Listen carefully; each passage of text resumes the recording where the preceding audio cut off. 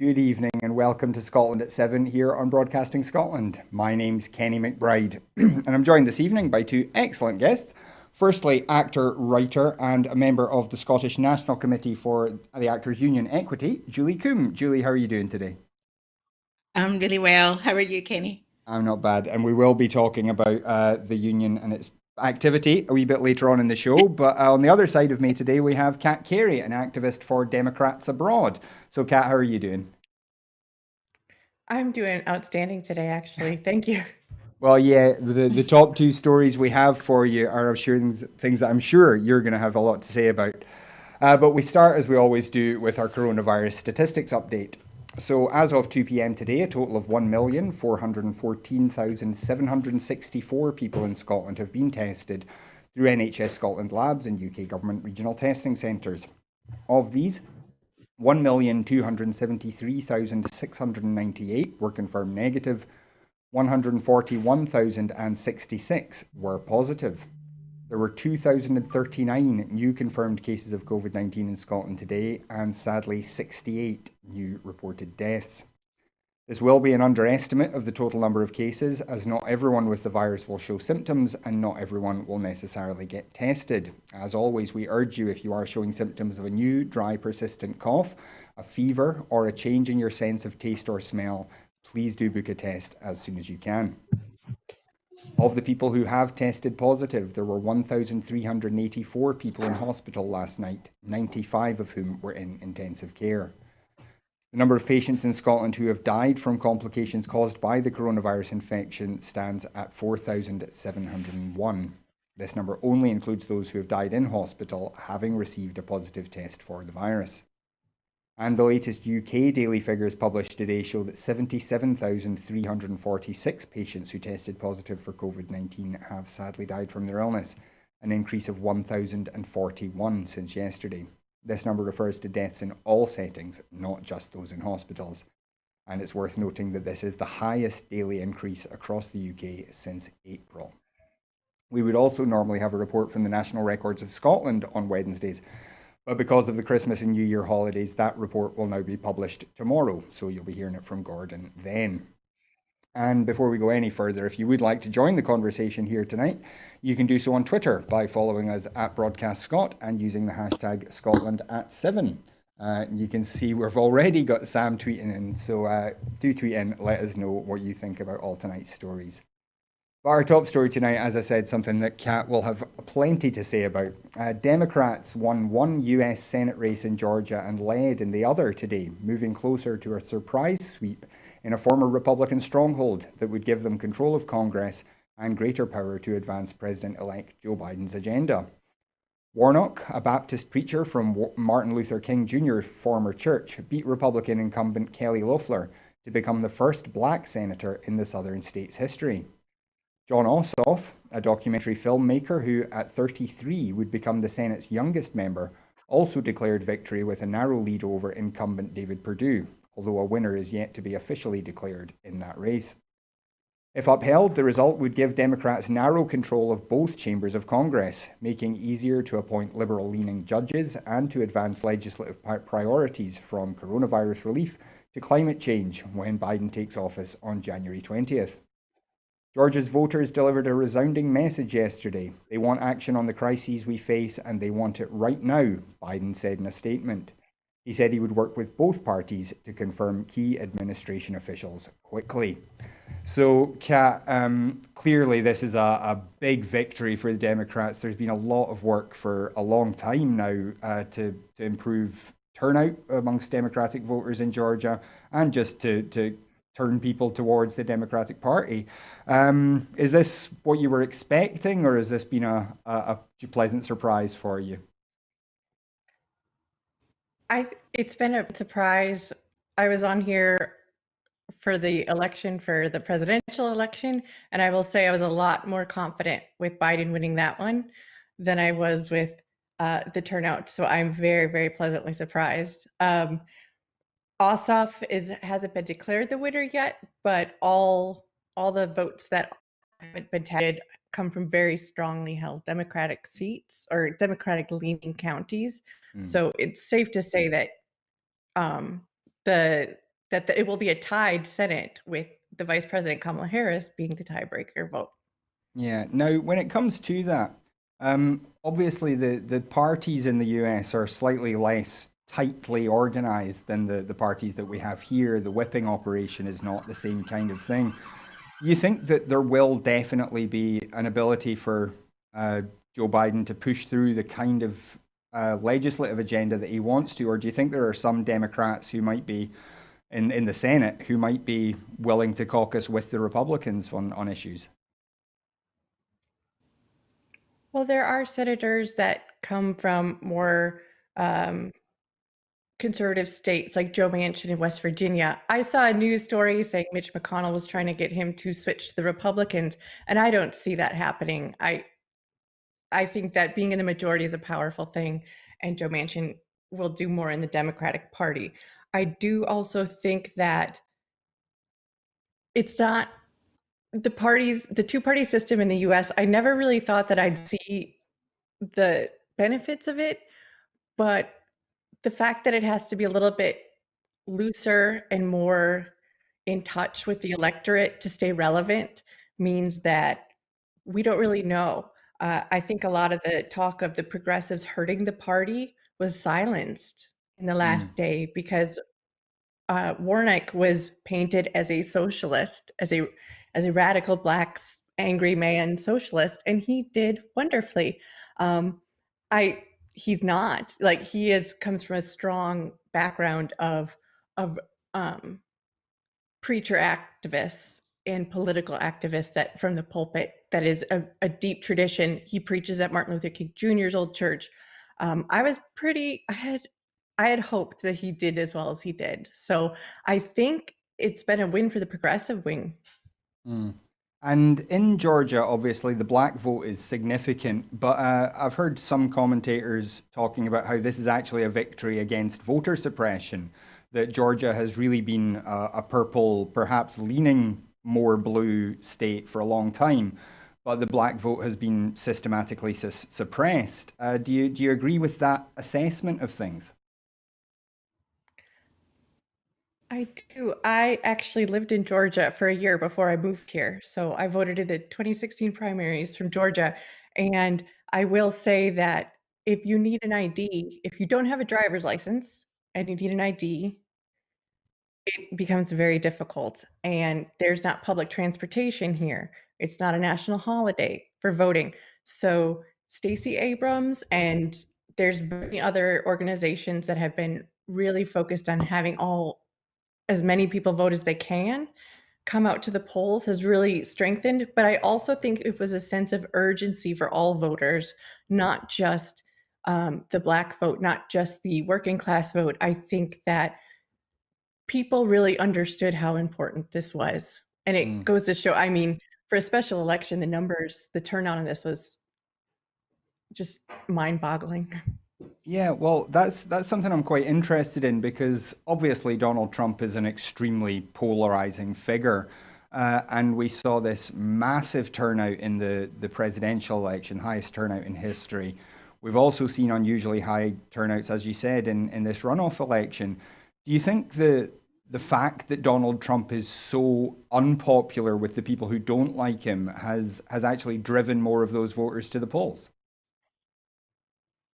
Absolutely. Not only that, but I think that drove a lot of the votes to the polls in November. But I think that sometimes here we discount or don't understand quite the power and the hold that Mitch McConnell has over the government. So I Mm, think that that was the driving factor. I think taking Mitch McConnell down to Senate Minority Leader was the factor. And honestly, Donald Trump is telling people not to come to the polls. I don't know what his point was. If his point was, if you're not going to break all the rules to keep me president, I'm going to tie your hands and not help the party anymore. I don't want to even know what's going on in his head. But I do think a lot of some of it was about Mitch McConnell, but a lot of it is how bad life is in America right now and how much people need their relief checks and how important it is for them to get any kind of legislation through the government. Yeah, that Mitch McConnell, of course, the long-serving Kentucky senator, who has been the majority leader for some time now, has basically just been a roadblock to any sort of legislative change in America. What do you think how, or rather, how drastic a difference do you think that will make? How much legislation are we suddenly going to see just pushed through the Senate now that there is a possibility of getting votes on it? I'll be interested to see if they do filibuster reform. I do think that they will because there's such a slim majority for the Democrats. I think it's really, really important to get rid of the filibuster reform where Mitch McConnell was able to just shelve the bills that he didn't want. And that is not normal in the US. There's not the government and the opposition, the entire Congress and the three branches form the government. Mm, So it it's hard to explain how it works. You know, it's something you would think would translate fairly simply, but it doesn't. Getting rid of that filibuster so that they have to bring the bills that come from the House to the Senate floor is so, so important. And anything that only needs a one vote majority, I and has will help people, I would expect that to be passed. mm. Well, we do obviously have another big story from the States today. A group of US President Donald Trump's Republican allies in Congress planned a last ditch effort today to undo his election loss to Democrat Joe Biden, a bid which is almost certain to fail, but comes on the same day that their party is poised to lose its majority in the Senate. The Republican-led Senate and the Democratic-controlled House of Representatives are due to meet formally to certify Biden's victory in the November 3rd election, in proceedings that could stretch past midnight. In a joint session of Congress, Trump's allies plan to challenge the results from a handful of states won by Biden. Thousands of pro-Trump protesters converged on Washington ahead of the session for the so-called Save America March, including a speech by Trump. Some clashed with police overnight. Biden won the election by a 306 to 232 count in the state-by-state electoral college, and by a margin of more than 7 million ballots in the national popular vote. But the president continues to falsely claim there was widespread fraud and that he was the victor. State and federal reviews have debunked Trump's claims of massive election fraud, even as increasingly desperate legal efforts by his campaign and allies on the right to overturn the election have failed in numerous courts, all the way up to the US Supreme Court. Biden is due to take office on January the 20th. So, Kat, this protest by some of the Republican senators, led, I think, particularly by Ted Cruz, it's not likely to succeed, is it? No, it's not. And just, I don't know how recent this headline is, but Mitch McConnell has come out himself. So if Mitch McConnell's coming out strongly saying, you'll damage our republic and you need to stop and you need to accept the results, you know it's bad because Mitch McConnell only speaks strongly when he knows he's going to win Mm. And so, what kind or of lose. what kind of damage do you think can be done to the Republic, given that they're clearly Trump is not giving up. He has these supporters out that we've seen clashing with the police. They're marching on the Capitol as we speak, I think. Do you think there is going to be a problem with that sort of lingering resentment, this lingering idea that there was fraud, that there, even though there isn't evidence for it, conspiracy theorists don't necessarily need evidence to hold on to their beliefs. I think that there's little to no chance of this succeeding. I do know that the Secret Service had put out a list of things that were banned to bring to the protests, so they are probably able to put people into custody for just having pepper spray or having things like that. So they've kind of lowered the threshold on what they can take people off the street for, which is a good thing in my views. But also, I think Trump showed just how strong American democracy is because he's stretched it and he's stretched it and he had half the Senate. The Constitution isn't necessarily designed to have one and a half branches overtaken by populists. So the one thing that I do believe is that the public has a short memory. So if there's stimulus checks, if he puts his money where his mouth is, and there's no sign that he wouldn't, if he tries to be fair to everyone and govern everyone, I think that the public will, and the American public will just be happy and relieved, and they'll go back to watching daytime television. Well, I want to turn to you as well, Julie. Obviously, you're not quite as well Yep. versed in American politics as Kat is. But how do you feel watching some of this unfold in the US, seeing this swing to the Democrats, and as Kat says, democracy surviving the reign of Donald Trump? Well, I feel very positive about it, and it's really interesting hearing Kat speak about it tonight because she's so well informed. I mean, I sort of respond to American politics on an emotional level, but I think it's very much um, mirrored what's been happening here with a seeming swing to the right and um, the politics of fear and um, just very much what's been happening here with the Conservative Party and um, the weekend when it was obvious that Biden was going to win. I remember going out and I kind of they announced that the vaccine had was a success as well, and I thought, yeah, this is good. This is good. Good thing we've turned a corner, and I hope now that we're going to swing back towards more moderate times across the world. But I think it's really important for America. I mean, it's so exciting that they've got a vice president who's a woman of color, um, and I think hopefully they're going to lead the way for us to swing Mm. to a more um, left or centre view because everything's going about right wing for my liking. Well, thanks for that, Julie. We come back home though, and the SNP has said that the Chancellor must hand over the £375 million in extra funding that he promised to support businesses in Scotland without further delay, after the Tory government tried to renege on its commitment overnight. Yesterday, the Chancellor pledged, "Today I'm announcing an additional £4.6 billion for the hardest hit businesses across the UK." A UK government press release then confirmed that this would provide an additional £375 million in funding for the Scottish Government, stating, "The Scottish Government will receive £375 million. This is on top of the increased funding which has already been guaranteed by the UK Government." The Scottish Tories welcomed what they said was extra funding for Scotland and demanded it be distributed immediately. Douglas Ross MP claimed the survival of many businesses depended on receiving the additional funding immediately, tweeting, "Very welcome news for Scotland, an extra £375 million to support businesses affected by lockdown measures. The SNP must get this extra funding out the door immediately. For many businesses, their survival depends on it." However, the UK government has subsequently backtracked on its commitments and suggested Scotland would receive no additional funding at all, altering their own press release overnight to remove references to the extra funding. So, Julie, what do you make of this? It's a wee bit kind of either sneaky or wildly incompetent from the Treasury. What do you make of it?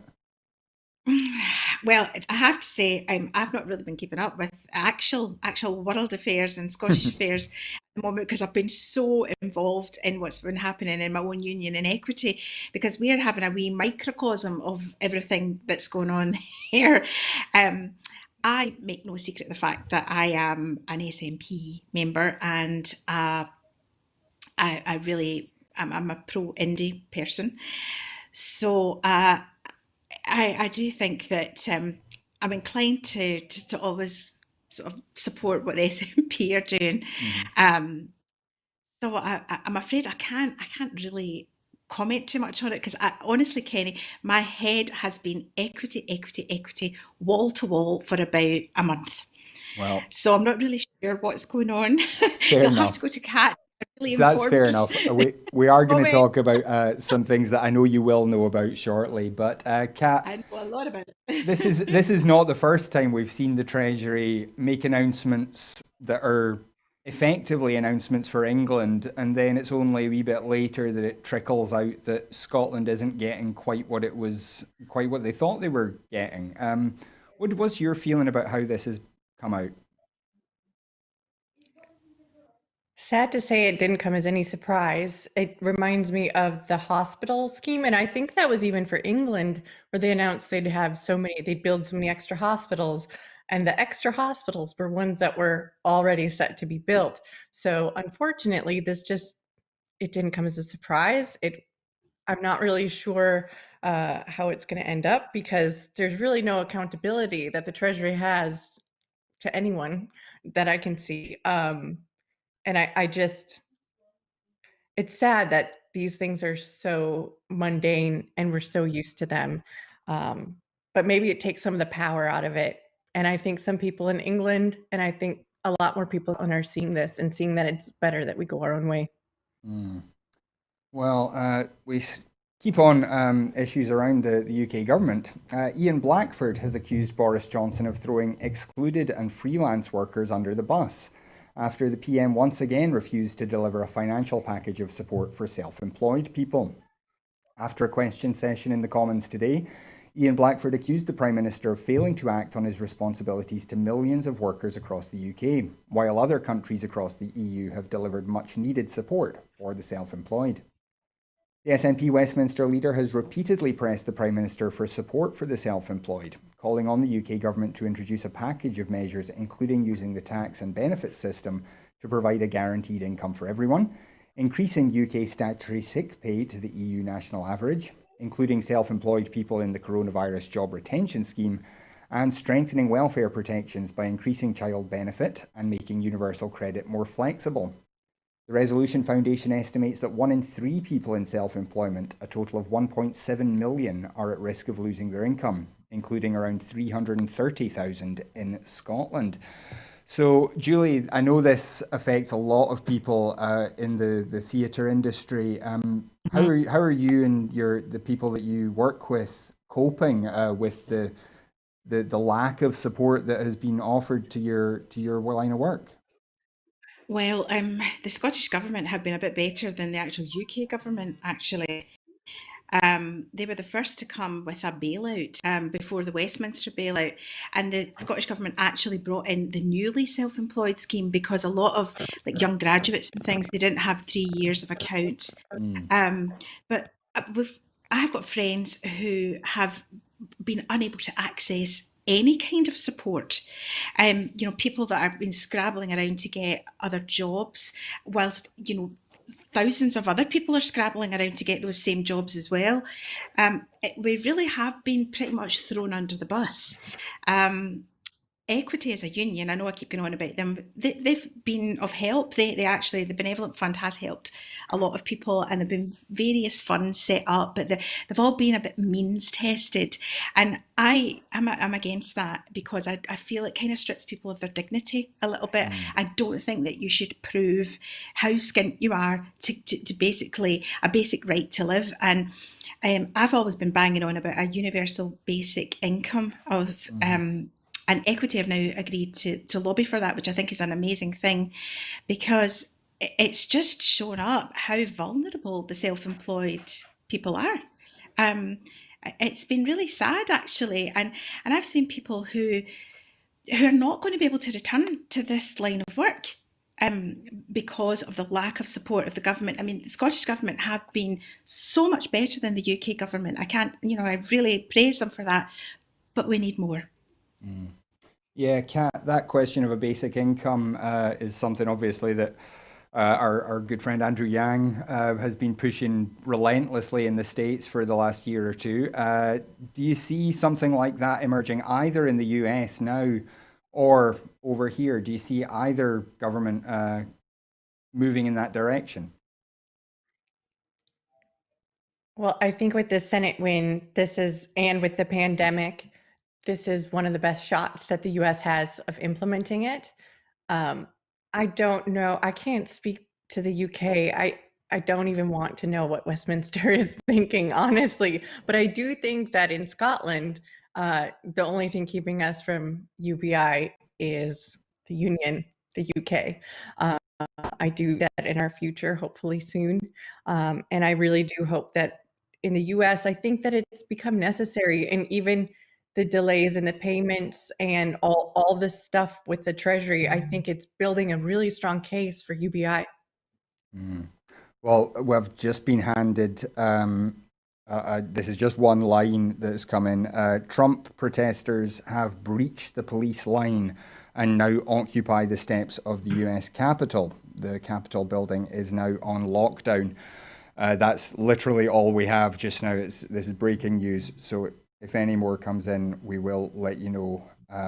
But clearly, that's kind of a worry. But we move on just now, though. And a letter has been issued to dental practices confirming that dentistry will continue under the new restrictions as essential travel includes leaving home for dental treatment.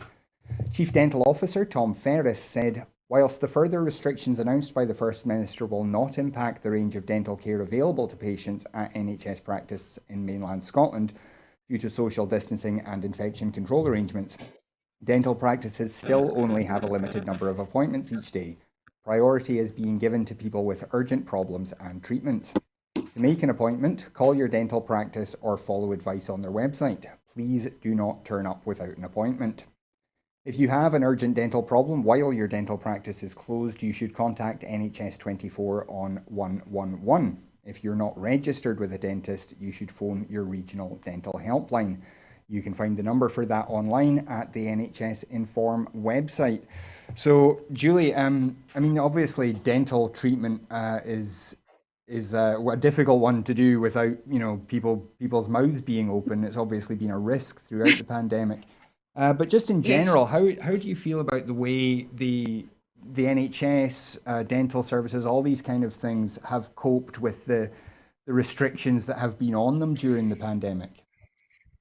Well, we've had cause to, as a family, go to hospital. My husband has a condition called atrial fibrillation, and he was diagnosed with that just prior to the pandemic. And so his treatment's been a little bit on hold, but he had to go to A&E one night because he felt a bit unwell. And I have to say, I think as much as possible, they have tried to keep things going. I know that I have got friends who work in the health service, and they've said trials were stopped, really important trials were stopped, and these things need to start going again. But I completely understand this sort of circling the wagons around the NHS and, trying, because the number of people, the number of deaths that have been reported today is just, it's absolutely staggering. And I think that, we do have to protect NHS. If the NHS wasn't as underfunded and hadn't been diminished, we might be in a better position. I mean, I've had to go to my GP, which was like an episode of Star Trek or something. I mean, it was quite funny the when she came out to get me and all the PPE equipment and sort of ushered me in with a pair of tongs and took me along the corridor. But I was seen, and I think if people are in need and in extremis, you will be seen. Obviously, the A&E departments are still going, but I do understand this protection of the NHS. And because we've protected other parts, I've got a friend who's a wonderful comedian who's had potentially life-saving cancer surgery, and because that's been able to happen because the NHS hasn't been utterly swamped by COVID. So I think people are doing their best. I mean, I have had a couple of pals who've broken tooths and absolutely cursed the pandemic upside down, but we'll get by. And I think, the vaccine's coming, the cavalry's here, and hopefully we'll be getting onto a more even keel Mm. soonish, you know. Yeah. Kat, have you had any interactions with the NHS? Have you seen this same kind of success that Julie's seen? Well, my husband had to have a tooth extracted quite a while ago during the first lockdown. While it was not convenient, it was still when everything was shut down and he had to go like an Mm. hour bus ride away to get to it. We have a friend that's a dentist, and he's got concern that the NHS dental service will survive just because of funds, because we don't have control over our funding and what is going to give first. They're not at the NHS, they're going to get rid of NHS dental. And if you know dentists, Mm, you know how much they will stress how important it is and mm, how we often forget how important it is for our teeth looked after and cleaned, because a lot of things enter our mouths and they can get us really, really sick. So I have a big concern. And, I think that's another reason to push for independence, is to say we don't want to get rid of our dental care. Well, seeing your high quality American smile is making me want to cover my mouth and not let the camera see it, but we'll move on. We will move on just now. Sorry about that. The SNP's immigration spokesperson has renewed calls for the Tories to end their cruel and callous family visa rules, which see many families permanently separated, and stop the extension of the policy to EU citizens.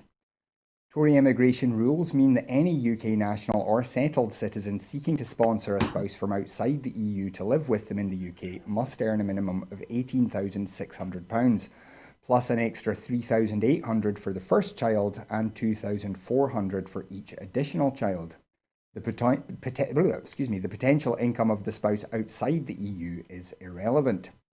The Children's Commissioner in England previously estimated that there were around 15,000 UK children growing up in so-called Skype families, and concluded that the UK has the least family-friendly family reunification policies out of 38 developed countries. The Migration Observatory predict that the number of UK settled residents who have not been able to bring their partner to the UK due to the income requirements could be in the tens of thousands. It also found that the policy has a disproportionate impact on different parts of the UK. For example, 41% of UK citizens in Scotland do not earn enough to sponsor a spouse, and 53% do not earn enough to sponsor a spouse and children.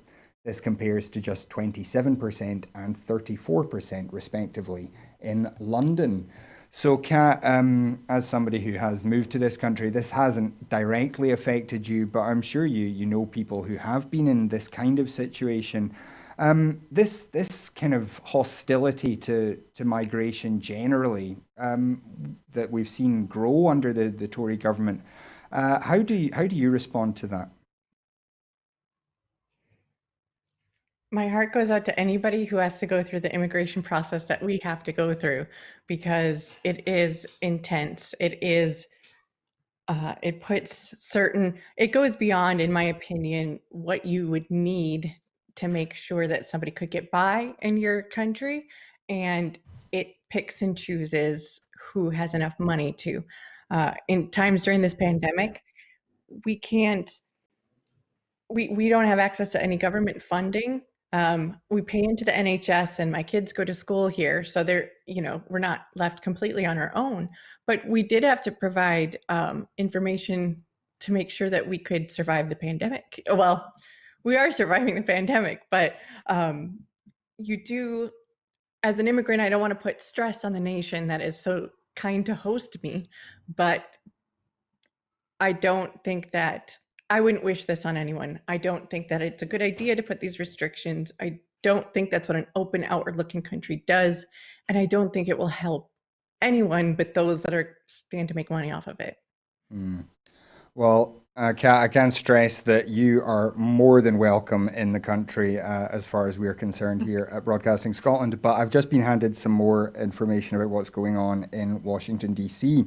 Mike Pence has been evacuated from the Senate chamber. As we said earlier, the protesters have breached the barricades outside the Capitol. Around 2:15, the proceedings ground to a halt as security rushed Vice President Mike Pence out of the Senate chamber, and the Capitol building was placed on lockdown, with senators and members of the House locked inside their chambers. This follows Trump's speech to the protesters, saying, "We will never concede." Pence, I think to some people's surprise, rejected the pressure that Trump was putting on him to block the certification of the results, which he doesn't actually have the power to do, saying that he loves the Constitution. So, Kat, I'll just come to you quickly on this. Obviously, you're hearing this just as much as we are. How worried are you hearing some of this? I'm not concerned as to the proceedings or whether they'll get done. If they're delayed, they're delayed. But when they talk about it breaching the barricades, if this was before September 11th, 20 years ago, it might have been a lot bigger problem. But since I mean, it's been a few years since I've been in Washington, D.C., and you can get up on the Capitol steps and you can go in and visit. So I question whether the people inside have gone through the visitor screening. That's one thing. They could be disruptive and not listening. I do think that this is just another just tantrum. I don't think that that's gonna, I'm not really that concerned about it. And as rushed out of the chamber, I mean, the vice president shouldn't be in the chamber when there's a threat. You know, he would be the first person let out. It doesn't surprise me that the Republicans hate Trump just as much as the Democrats, maybe even more so. They're just stuck with him. So I think that everyone has a vested interest in getting this done. Well, we certainly hope you're right. But we move now to Hong Kong, and Hong Kong police arrested 53 people in dawn raids on democracy activists this morning in the biggest crackdown since China last year imposed a security law, which opponents say is aimed at quashing dissent in the former colony. Hong Kong's most prominent pro-democracy activists were arrested in raids on 72 premises, as the authorities said last year's unofficial vote to choose opposition candidates in city elections was part of a plan to overthrow the government. The raids also included the first non-citizen of Hong Kong arrested under the new national security law, when an American lawyer was arrested. The arrests were linked to an unprecedented, independently organised and non-binding vote to select opposition candidates for a legislative election postponed since last spring. About 1,000 police took part in the raids, which included searches of the offices of a pollster and a law firm. Hong Kong Secretary for Security John Lee said those arrested had planned to cause serious damage to society and that the authorities would not tolerate subversive acts. The operation today targets the active elements who are suspected to be involved in the crime of overthrowing or interfering seriously to destroy the Hong Kong government's legal execution of duties, Lee told reporters.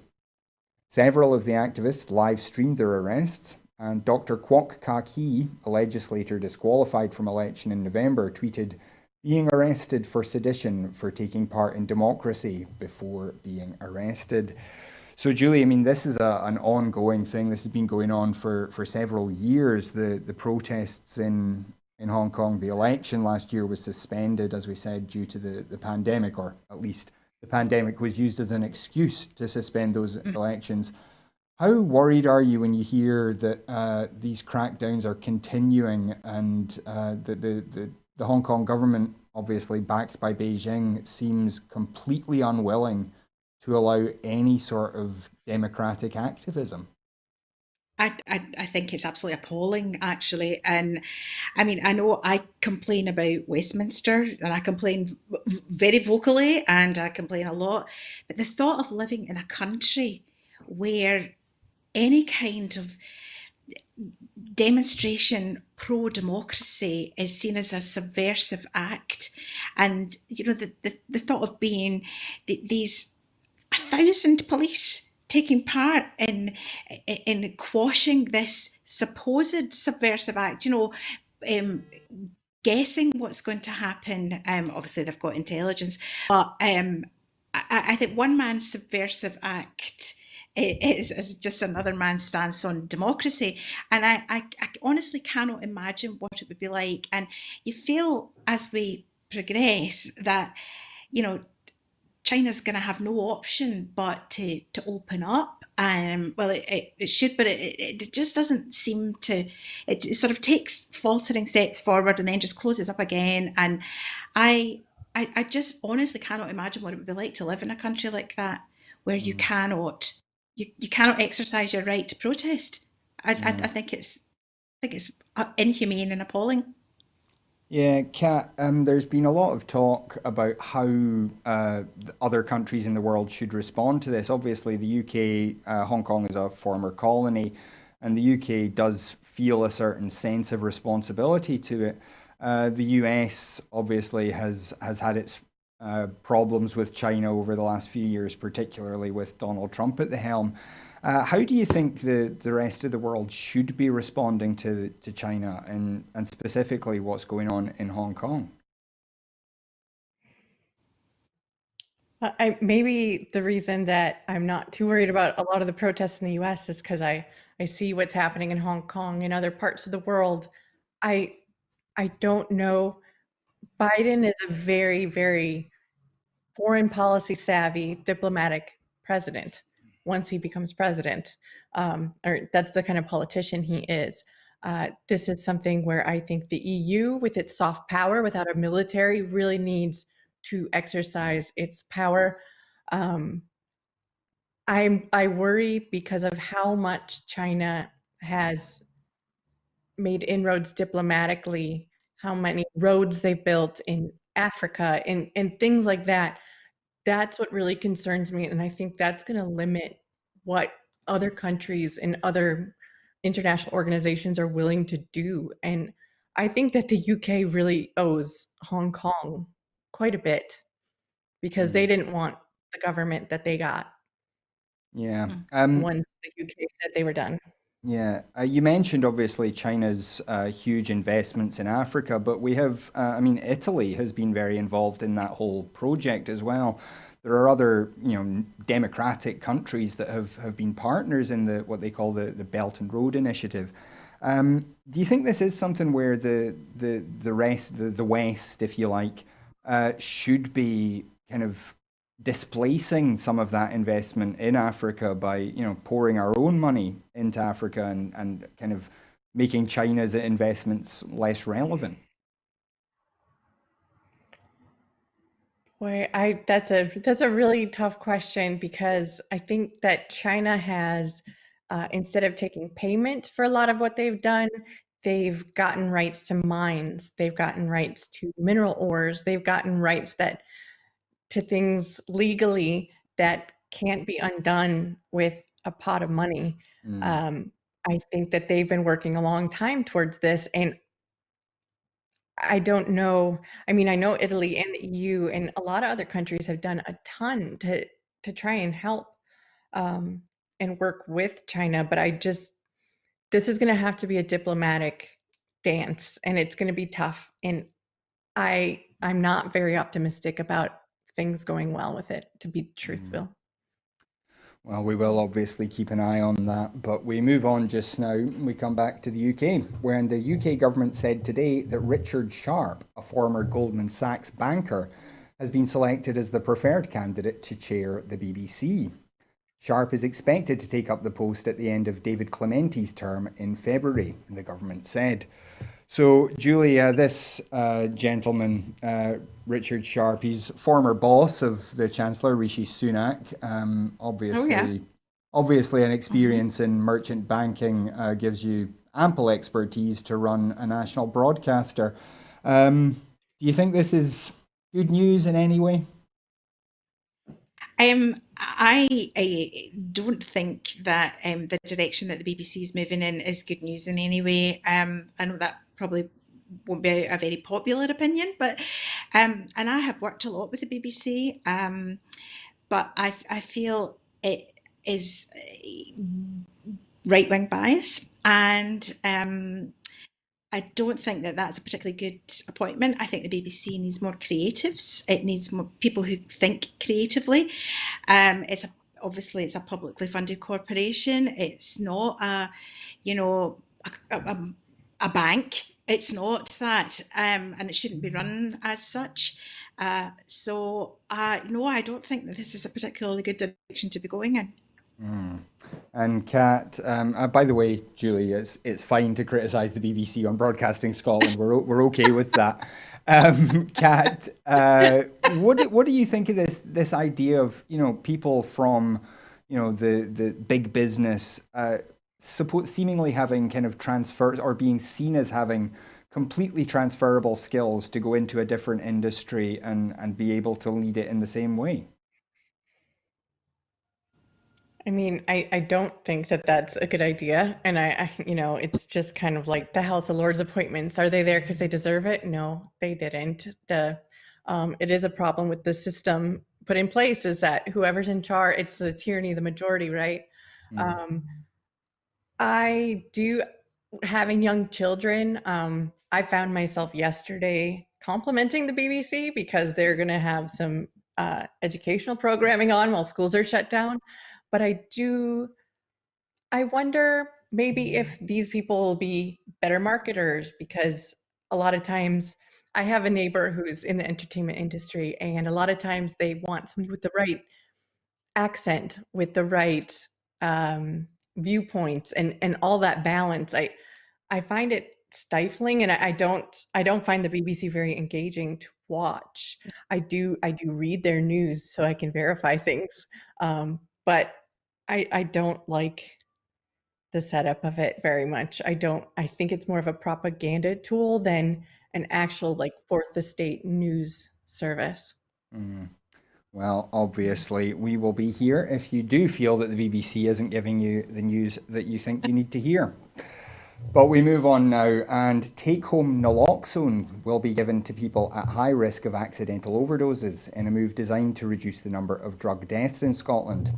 This will include those who have been resuscitated by the Scottish Ambulance Service following an accidental overdose.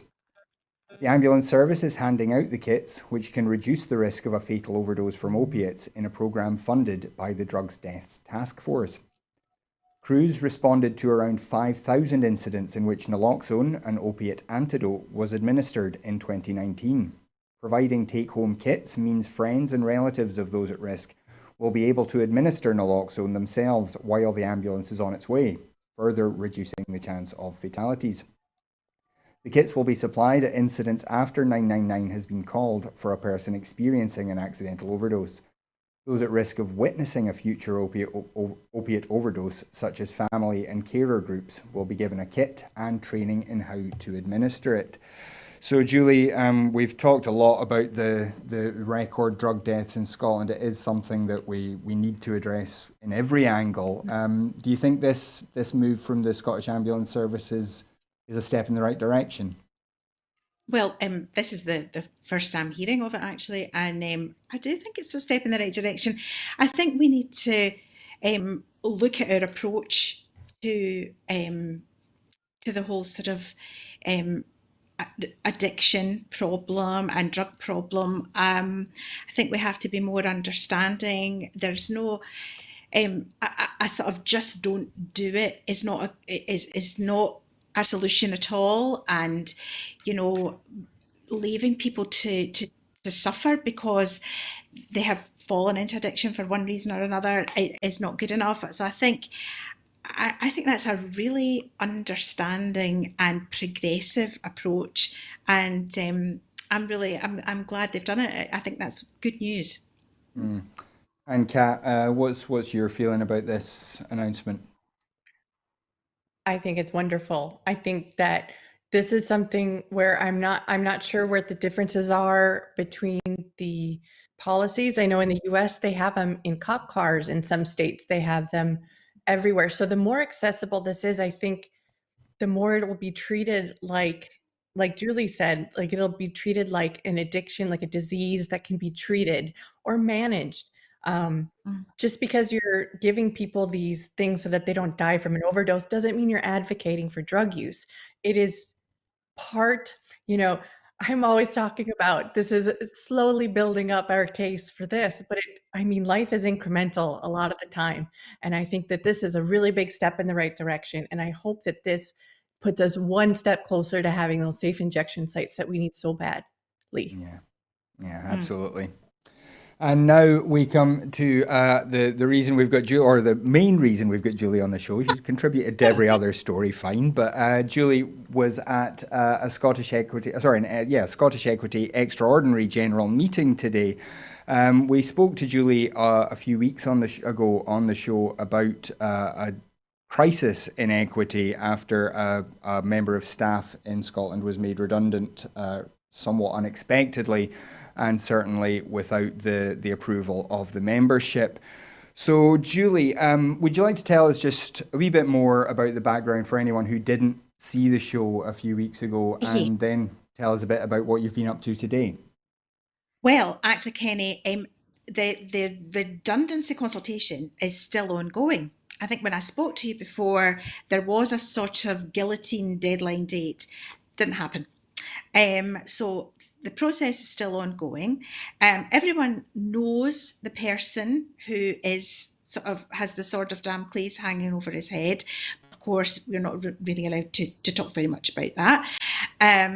But we, as it was about our protest, our petition was about a trade union using compulsory redundancy basically as a tool of staffing, as a tool of hiring and firing. There was no consultation with membership, and we're a member-led union, and it all just sort of happened very, very suddenly. And when we found out as a national committee, we decided to take some action, and the membership have got on board. The depth of feeling is very, very strong. So we had a meeting today with the General Secretary. He did very kindly agree to this meeting. It wasn't even an EGM, Kenny. There's no name for this meeting that we had today. It's sort of unprecedented to, the buzzword of the moment. It was an open meeting with the membership, and the membership got to see the General Secretary that we as a committee have seen, and they got to see the man that we have butted up against for the best part of a month now. They got to see the same brick walls that we saw, and basically we are no further forward. So, So, the background to this dispute, as you said, this redundancy was kind of announced that, as you say, before the process was properly completed. Has your national secretary given any indication why this happened? Did he have any sort of explanation for you today? Now, the General Secretary says that the union is in immediate peril, financial peril, because of the pandemic. So we as a committee have actually had access to the figures, and we do not believe that is the case. We do not believe that at all, no matter how many times the General Secretary tells us. And if his figures, he's talked about metrics. I've heard this word so many times, almost as many times as I've heard unprecedented since the pandemic began. And he applies these metrics to see who should be out the door. And we cannot get our hands on these metrics, but the metrics anyway seem to be weighted, seem to be a rather unfair playing field. So this person in Scotland was chosen, but he's got the idea that if we don't get rid of this one person in Scotland, the whole union is going to be under threat, going to be consumed by a bigger union. It's do or die. And to be honest, it's absolute nonsense, and it's insulting that he thinks that we would actually buy this, propaganda. It's just nonsense. One person getting rid of is not going to save this whole union, and the union is very rich. Let me tell you that, very rich. We're fine. And so, what do you think is the actual, the real reason then? What do you think is going on? I think we've got a new young General Secretary who is, by all accounts, he's a very bright guy, and he's a very, very good trade unionist. He doesn't have any management experience, and I think that is showing. I think he wants to make his mark on the union. He's dealing in projected figures a lot. He seems to have a crystal ball that he can see into the future, and there's a lot of projections that again are all very doom and gloom. I think he's not seeing any kind of positivity, and I think he wants to make his mark on the union, and I do, and I'm going to put that, and I'll probably get my hands to play from the union, but I think he wants to diminish the nations. He wants to diminish Scotland, Northern Ireland, and Wales. Certainly, the impression that we are being given. He has today at the meeting. He dealt with the membership with contempt, and it's actually quite heartbreaking, because I hold, as a trade unionist, I hold equity very, very dear, and I've been a member 30 years, and I can see this as the beginning of the end for UK equity.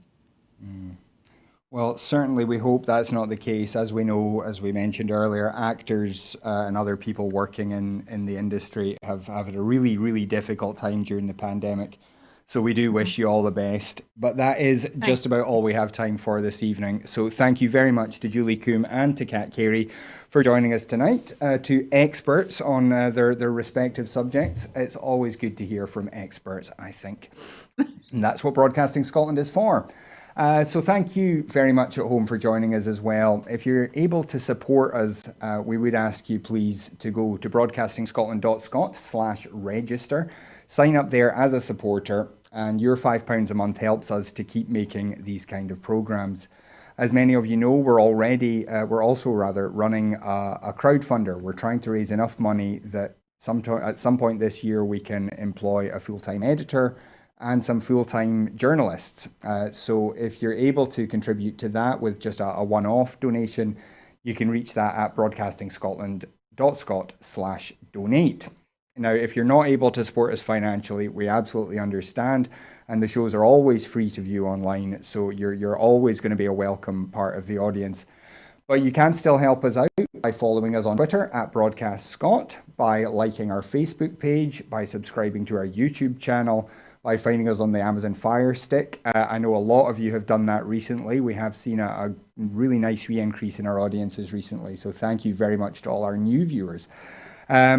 And finally, we would also like to ask if you're interested in getting involved here. There are lots of roles. Obviously, we want to employ some people, but there are other things that can be done by volunteers. So if you're interested in getting involved, wherever you are in the country, we are based in Glasgow and there are people we would need in the studio, but there are lots of other things that can be done from anywhere. So if you're interested in getting involved in helping us build a better broadcaster for Scotland, do please get in touch with us. You can find all the details on the website. But that is absolutely all we have time for tonight. Gordon will be back again tomorrow at 7. I will be back again with a show on Friday.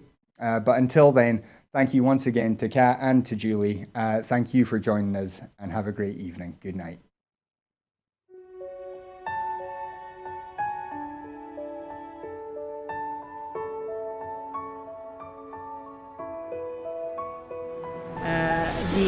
The Catalans, the Basques, the Galicians in the Basque.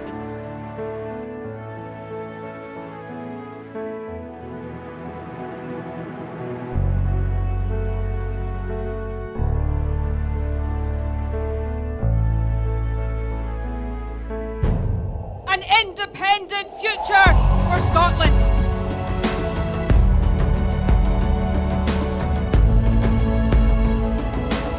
How quickly do you think a referendum can be arranged? Best practice demands that it should be 6 months.